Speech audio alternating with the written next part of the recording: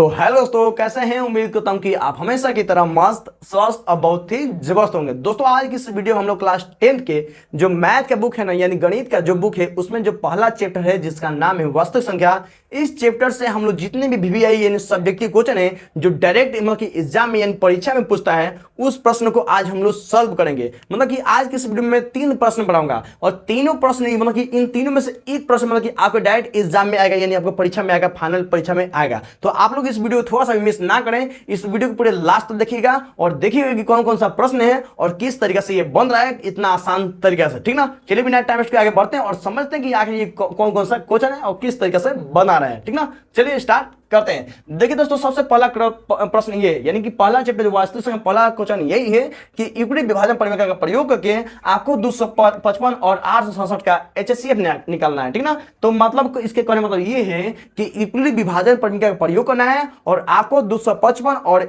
867 का एचसीएफ निकालना है। चलिए कैसे निकलता है सबसे पहले बनाते हैं। ठीक ना, देखिए दोस्तों, सबसे पहले मैथ में कोई भी क्वेश्चन बनाते हैं तो आपको पहले लिखना है हल। क्या लिखना है? हल। उसके बाद से इस प्रश्न में आपको मानना है, यानी लिख देना है यहाँ पर माना।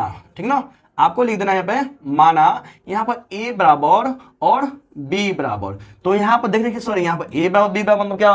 तो मैं आप देख सकते हैं इस क्वेश्चन में आपको दो संख्या दिख रहा है ना, 255 और 867। तो आपको क्या करना है कि बड़का को आपको जो 867 बड़ा वाला है, तो बड़ा वाला संख्या को आपको a बराबर लिख लेना है। ठीक ना, तो यानी 867 बड़ा है तो a बराबर मान लिए, और जो छोटा वाला है उसको b बराबर मान लेना है। ठीक है, 255 जो छोटा है b बराबर मान लिया ना। उसके तुरंत बाद आपको लिखना है यूक्लिड विभाजन परिमेय से।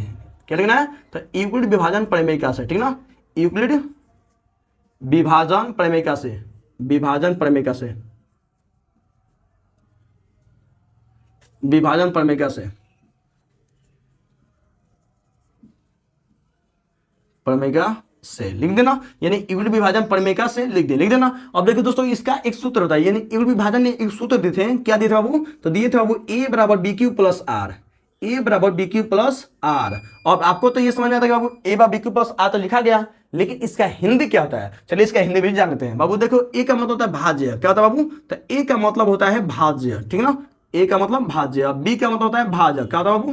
तो b का मतलब होता है भाजक, और जो q है, q इसके गुना में है, यानी इसका q का मतलब होता है भागफल। क्या होता है बाबू? तो भागफल होता है। ठीक ना, तो आपको ऐसे लिख लेना है, आप प्लस हो तो प्लस, और जो r है, r का मतलब होता है शेषफल। क्या होता है बाबू? तो r का मतलब होता है शेषफल। ठीक ना, ऐसे कर देना है। अब इसके तुरंत बाद आपको क्या करना है कि जो संख्या मतलब जो संख्या छोटा है, यानी 255 छोटा है, छोटा वाला संख्या से आपको बड़का वाला संख्या में आपको क्या करना है? भाग देना है। इन 255 क्या है? छोटा है ना जी, तो 255 में आपको 867 में आपको भाग देना है। ठीक ना, यानी छोटका से बड़का में भाग देना है। तो उम्मीद करता हूँ कि आप लोग को भाग आता होगा ना, और नहीं आता फिर भी सही है यहाँ पर। ठीक ना, तो आपको क्या करना है कि आपको जो भाजक यानी कि जो ये 255 है, 255 में आपको कितना से गुना करेंगे कि 867 आ जाए या फिर इससे थोड़ा सा कम आ जाएगी। ठीक ना, मतलब कि 867 में इतनी संख्या से गुना करें ताकि 867 आ जाए या फिर 867 थोड़ा सा कम आ जाए। ठीक ना, तो अगर आप 255 में 3 से गुना करते हैं, अगर आप 255 में 3 से गुना करते हैं तो देखते हैं कितना आता है। 3 5 15 के 5, 3 5 15, 15 1 6, 8 लगा 1, 3 2 6 6 1 7, यानी 255 में अगर आप 3 से गुना करते हैं तो 765 है। कितना? 765, जो कि मतलब कि 867 थोड़ा सा कम है। और अगर आप 3 से ना 4 से गुना करते हैं ना तो 867 से ज्यादा आता है, अगर इससे कम करते हैं तो उससे ज्यादा कम आ जाता है ना। तो इसलिए 3 बेस्ट है। ठीक है ना, तो 255 अगर 3 से गुना करते हैं तो 7 से कितना है बाबू? तो 765 आ गया। आगे ना, चलिए आगे आपको घटाना होता है। 7 से 5 जाता है 2 हो गया, 6 में 6 जाता है 0 हो गया, 8 में 6 जाता है 1 हो गया। ओके ना, तो यहाँ पर आपको एक बात ध्यान रखना है कि अगर यहाँ पर देख सकते हैं, यहाँ पर हिंदी लिखा है ना बाबू, तो आपको इस हिंदी का मतलब क्या होता है आपको पता है? चलिए समझाते हैं। देखिए जो हिंदी दिया ना, ये भाग विधि में एक एक का नाम होता है, इसका भी नाम है, इसका भी नाम है, इसका भी नाम है, जो बचता है उसका भी नाम है। चलिए इसका मतलब समझ लेते हैं। देखिए दोस्तों, पहला क्या है? भाज्य। क्या बाबू? तो भाज्य। जो बीच वाला होता है ना, उसका नाम होता है भाज्य। क्या कहता है बाबू? तो उसका नाम होता है भाज्य। और जो यहाँ भाजक लिखा है, भाजक बाबू जो साइड में होता है ना, उसका नाम होता है भाजक। यानी 255 जो है भाजक है। क्या बाबू? तो भाजक है। ओके ना, अब जो भागफल है, भागफल यानी भाग देने के बाद जो भी यहाँ पर संख्या आ रहा है उसको बोलते हैं भागफल। का बाबू?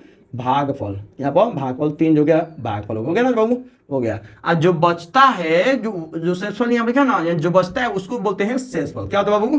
तो शेषफल हो जाता है, होता है ना बाबू।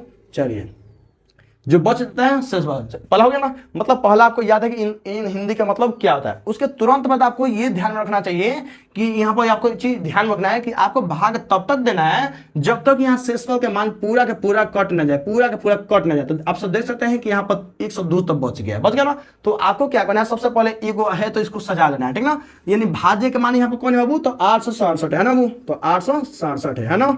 चलिए भाजक कौन है बाबू, तो देख रहे हैं कि 255 है ना, तो 255 हो गया। गुना तो गुना, भागफल के जब कौन है बाबू, तो देख रहे हैं 3 है ना, अब प्लस होता प्लस। शेषफल कौन है बाबू, तो बच रहा जो क्या है, तो 102 जो है उस शेषफल हो गया ना। तो आपको पता हो गया ना कि यहाँ पर आपको जब तक यहाँ पर शेषफल मान 0 ना जाए, यानी पूरा कट ना जाए, तब तक आपको भाग बनाना है। तो भाग कैसे बनेगा बाबू, आगे कैसे बनेगा, तो आपको क्या करना है कि यहाँ पर आपको फिर से खींच देना है, और जो यहाँ पर घेरा में है, अब घेरा वाला को यहाँ पर ला देना है, 255 यहाँ पर ला देना है, ठीक ना। अब देखना है कि ये कट रहा है कि नहीं कट रहा है। तो 102 में कितना से गुना करिएगा कि 255 आ जाए या फिर 255 थोड़ा सा कम आ जाए, यानी कि गुना करने पर डिपेंड करता है। तो 102 में अगर हम 2 से गुना करते हैं तो 204 आ जाता है। कितना बाबू, 204 आ जाता है। कितना आ जाता है बाबू, 204। तो अब देखते हैं घटता है कितना, 5 में चला जाए तो 1, 5 में जुड़ जाता है 5, 8 2 में से 2 जाता है कट गया। और फिर देख रहे हैं कि यहाँ पर 51 तो बच गया, बच गया ना बाबू, बच गया ना। तो आपको सबसे पहले इसको सजा देना है, जो बचे जो यहाँ पर है ना उसको सजा देना है। तो भाजक जब सॉरी भाज्य बराबर कौन है बाबू, तो भाज्य बराबर देख रहे हैं कि जो बिचला होता है वही नहीं होता बाबू, यानी 255 हो गया, हो गया ना 255। और भाजक जो है क्या बाबू, तो जो साइड वाला होता है ना वो भाजक होता है क्या बाबू, जो 102 है वो भाजक हो गया ना, और गुना तो गुना। अब भागफल क्या बाबू, तो जो बचता है वही भागफल हो गया, हो गया ना।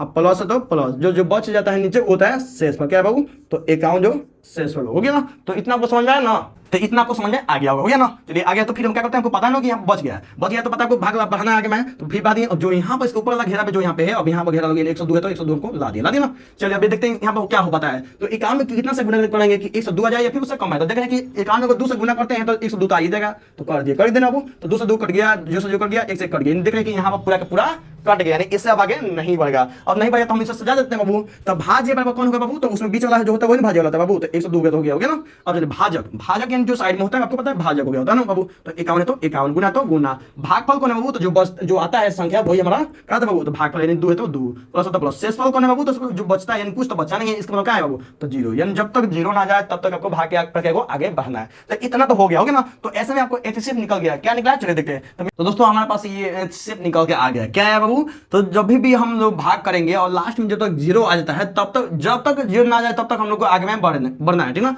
तो हम लोग आगे में तो बढ़ गए और देख लास्ट में पूरा कट गया, तो इसका मतलब क्या है जी 0 आ गया ना।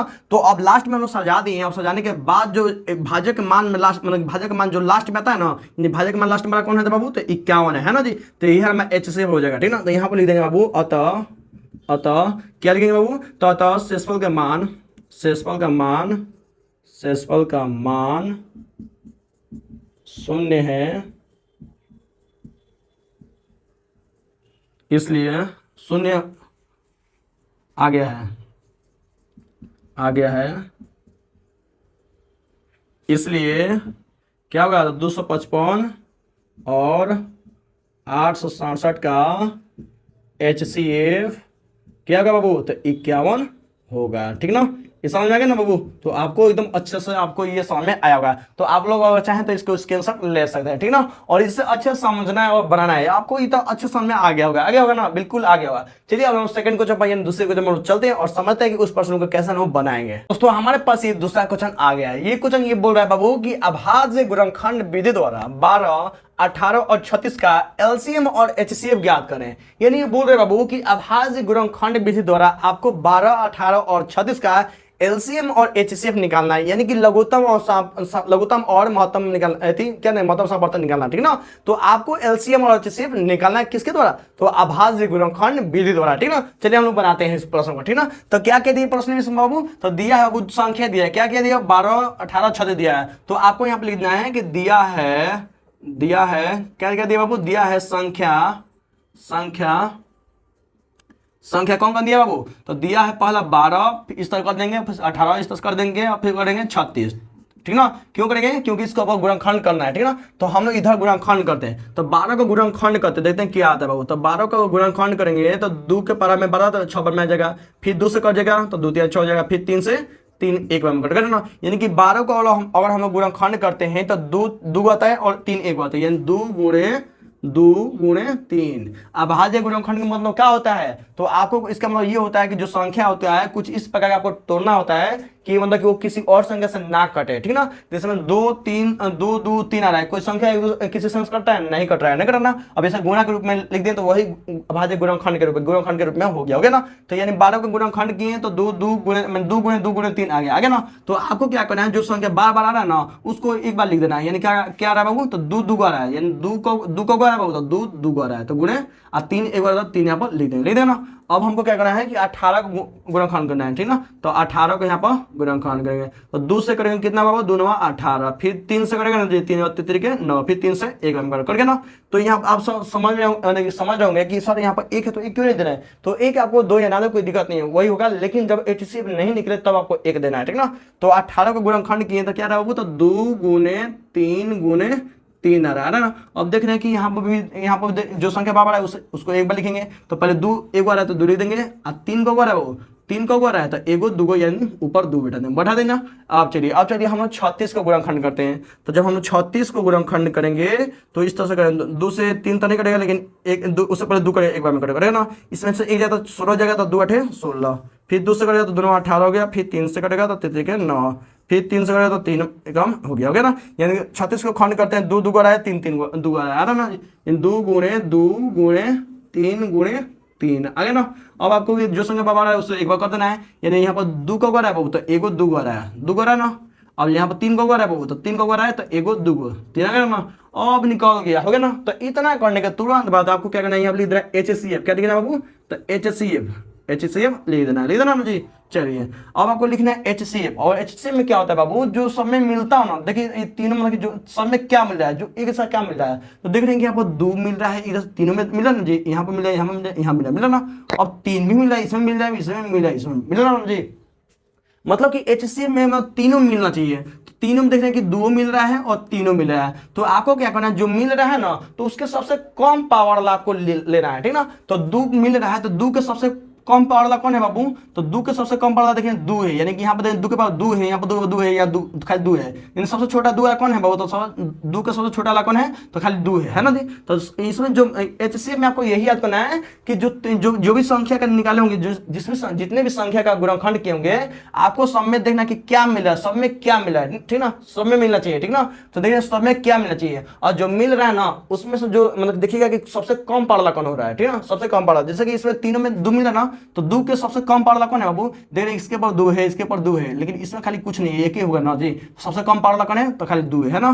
चलिए अब देखेंगे तीनों मिल रहा है, तीन में भी तीनों मिला ना जी, इसमें मिल रहा है, इसमें भी मिल रहा है, इसमें मिल रहा है ना। तो 3 वाला सबसे कम पावर वाला कौन है बाबू, तो इधर पावर वाला है 2 है, इसमें कोई पावर नहीं है, इसका मतलब क्या है, गुणे खाली 3 हो गया ना। अब गुना करते हैं तो 2 3 6 करना है, समझ आ गया ना जी। चलिए आ गया, मतलब अब निकालेंगे हम लोग LCM, क्या निकालेंगे बाबू, तो LCM हम लोग निकालेंगे, ठीक ना। तो LCM में क्या होता है कि हम सब संख्या लेंगे, लेकिन जो भी संख्या लेंगे एक बार लेंगे और सबसे बड़का पावर वाला लेंगे, ठीक ना। चलिए समझते हैं कौन कौन लेंगे। तो पहले हम 2 लेंगे, तो 2 के सबसे बड़का पावर वाला कौन है बाबू, तो 2 के सबसे बड़का पावर वाला 2 है, 2 आ रहा है जी। 2 के सबसे बड़का पावर वाला कौन है, तो 2 के पावर 2 आ रहा है, इसके अलावा कोई पावर वाला है जी, तो नहीं है। और 3 लेंगे तो 3 के सबसे बड़का पावर वाला कौन है बाबू, तो 3 के पावर 2 है ना जी, 3 के पावर 2 है। ये कि नहीं कि ये भी लेनी है तो ये भी लेंगे, ये नहीं।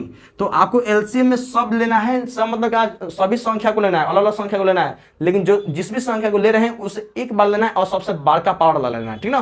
तो 2 ले रहे हैं तो सबसे बड़का पावर वाला कौन है बाबू, 2 के पावर 2 गया हो गया ना। अब 3 ले रहे हैं तो 3 के सबसे बड़का पावर लगाना बाबू, तो 3 के पावर 2 वाला सबसे बड़का पावर है ना जी। तो 3 के पावर 2। अब 2 के पावर 2 के मतलब क्या बाबू, 2 के पावर 2 के मतलब ये हुआ कि 2 के पावर 2 के मतलब क्या हुआ, 2 के पावर 2 मतलब 2 है ना जी। अब 3 के पावर 2 मतलब क्या, 3 2 है, यानी 3 2 हो गया ना।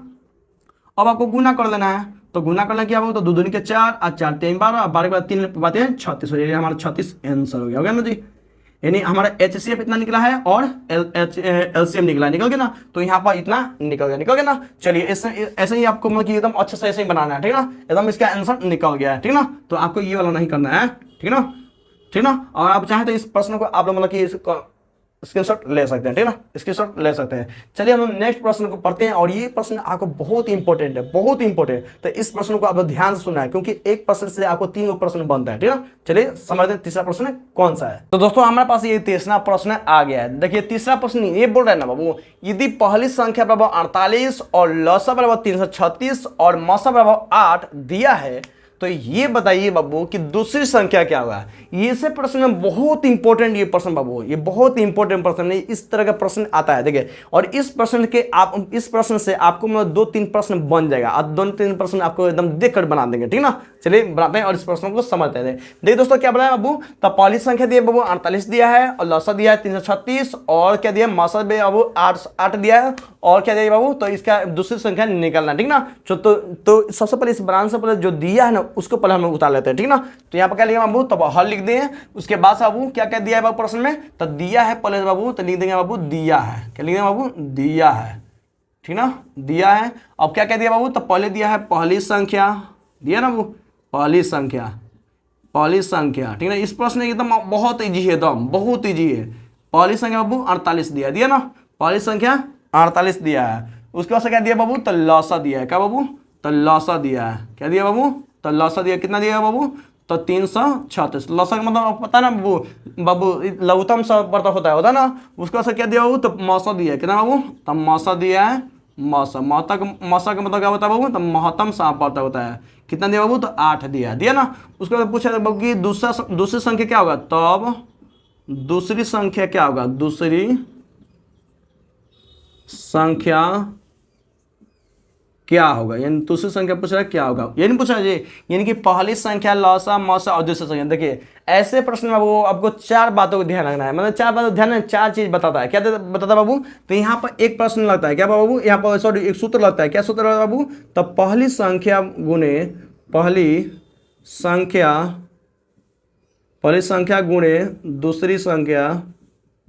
दूसरी संख्या बराबर, यानी पहली संख्या और दूसरी संख्या में गुना हो जाएगा और बराबर में बाबू लसा में गुणे मसा हो जाएगा, ठीक ना, गुणे मसा हो जाएगा, ठीक ना, समझा गया ना। तो क्या होगा बाबू, तो पहली संख्या गुणे दूसरी संख्या बराबर लसा गुणे मसा, ठीक ना। मतलब ऐसे प्रश्न में आपको क्या आपको जब भी मतलब पहली संख्या दूसरी संख्या और लसा से बात करें तो समझो कि ये सूत्र लगेगा, ठीक ना। यानी समझो कि ऐसे प्रश्न में 2 संख्या की बात करें और लसा से बात करें तो समझो कि ये सूत्र लगेगा, ठीक ना।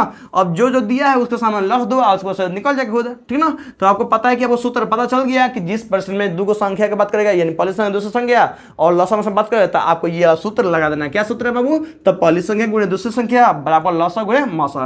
अब जो दिया है उसको सामने लिख दो। तो पहली संख्या दिया जी, हाँ तो दिया, कितना दिया बाबू, तो 48 दिया ना, 48 गुणा तो गुणा। दूसरी संख्या दिया है, नहीं दिया, वो तो बोला निकालने के लिए बोला है, तो नहीं दिया तो इसको हम लिख देंगे दूसरी संख्या, ऐसा ही तो ऐसे लिख देंगे ना, दूसरी संख्या हम लोग लिख देंगे, ठीक ना, लिख दिए बराबर। तो बराबर लसा दिया है, तो हाँ जी लसा दिया कितना, तो 336 दिया, कितना 336 दिया है, गुणे मसा कितना बाबू, तो 8 दिया है, कितना 8, ठीक ना।